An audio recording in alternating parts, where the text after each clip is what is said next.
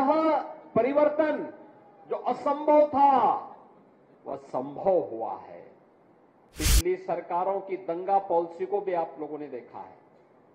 दंगा होता था, सुरक्षित था तो केवल गुंडे थे या कुछ चंद परिवार थे।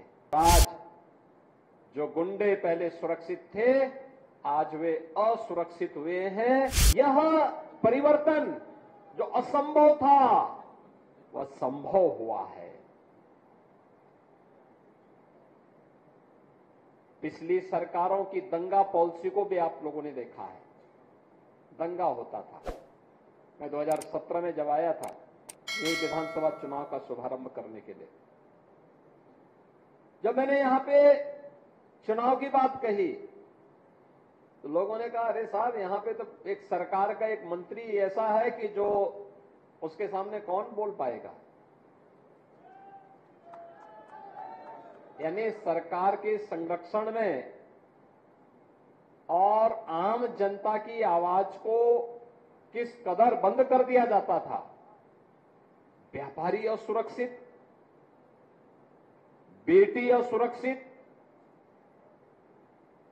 नौकरी पेशा वाला असुरक्षित, अन्नदाता किसान असुरक्षित, युवा का भविष्य असुरक्षित। सुरक्षित था तो केवल गुंडे थे या कुछ चंद परिवार थे। और आज जो गुंडे पहले सुरक्षित थे, आज वे असुरक्षित हुए हैं। और जनता जनार्दन, बेटी हो व्यापारी हो, जनता जनार्दन सुरक्षित महसूस कर रहा है। एक वोट की कीमत है, एक वोट हमारी किस्मत को, उसकी तकदीर और उसकी तस्वीर को बदल सकता है और उसको या फिर उसको बर्बादी के रास्ते पर भी ले जा सकता है। लोकतंत्र का उपयोग करेंगे